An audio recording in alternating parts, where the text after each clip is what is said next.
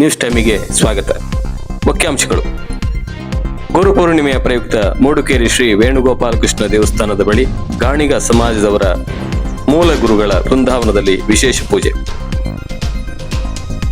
ಶ್ರೀ ಪಂಚಲಿಂಗೇಶ್ವರ ದೇವಸ್ಥಾನದಲ್ಲಿ ಹುಣ್ಣಿಮೆ ಪೂಜೆ. ಗುರುಪೂರ್ಣಿಮೆಯನ್ನು ಶ್ರದ್ಧಾ ಭಕ್ತಿಯಿಂದ ಆಚರಿಸಿದ ಶ್ರೀ ಜ್ಞಾನಶಕ್ತಿ ಸ್ಥಾನಿಕ ಬ್ರಾಹ್ಮಣ ಸಭಾ ಬ್ರಹ್ಮಾವರ. ಬಾರ್ಕೂರಿನಲ್ಲಿ ಸೇತುವೆ ಸ್ವಚ್ಛತಾ ಕಾರ್ಯಕ್ರಮ.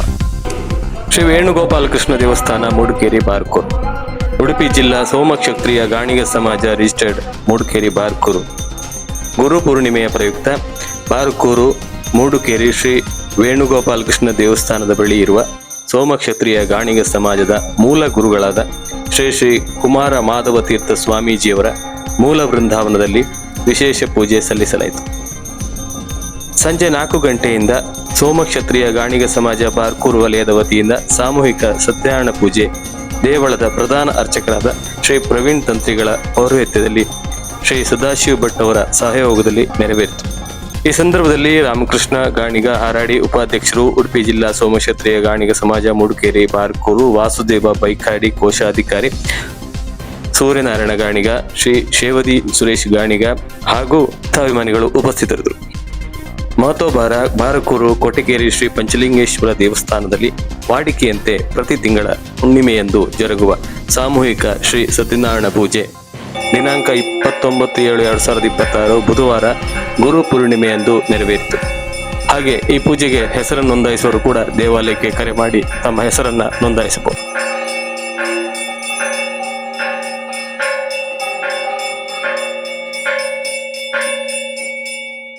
ಗುರುಪೂರ್ಣಿಮೆಯನ್ನು ಶ್ರದ್ಧಾ ಭಕ್ತಿಯಿಂದ ಆಚರಿಸಿದ ಶ್ರೀ ಜ್ಞಾನಶಕ್ತಿ ಸ್ಥಾನಿಕ ಬ್ರಾಹ್ಮಣ ಸಭಾ ಬ್ರಹ್ಮಾವರ ಬಸಗಿಬೈಲ್ ಶ್ರೀಯುತ ಭಾಸ್ಕರ್ ಹೆಬ್ಬಾರ್ ಅವರ ಮನೆಯಲ್ಲಿ ಬೆಳಿಗ್ಗೆ 9:30ರಿಂದ 10:30 ತನಕ ಈ ಕಾರ್ಯಕ್ರಮ ಜರುಗಿತು.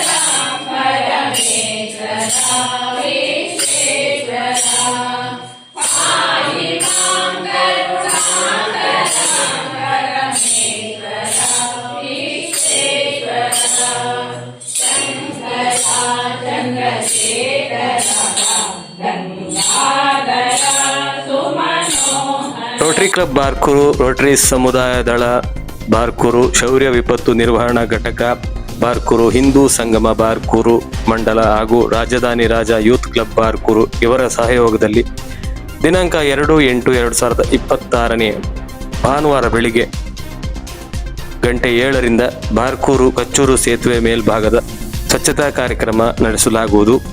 ಸೇತುವೆಯ ಮೇಲ್ಭಾಗದಲ್ಲಿ ನೀರು ಹರಿದು ಹೋಗುವ ರಂಧ್ರಗಳಲ್ಲಿ ಹುಲ್ಲು, ಹೊಯ್ಗೆ, ಮಣ್ಣು ಶೇಖರಗೊಂಡು ನೀರು ಹರಿದು ಹೋಗಲು ಅಡಚಣೆ ಉಂಟಾಗಿರುವುದರಿಂದ ಪಾದಚಾರಿಗಳಿಗೆ, ವಾಹನ ಸವಾರರಿಗೆ ತೊಂದರೆ ಆಗುತ್ತಿತ್ತು. ಈ ಹೊಯ್ಗೆ ಮಣ್ಣು ತೆರವುಗೊಳಿಸಿ ನೀರು ಹರಿದು ಹೋಗಲು ಅನುವು ಮಾಡಿಕೊಡಲಾಗುವುದು.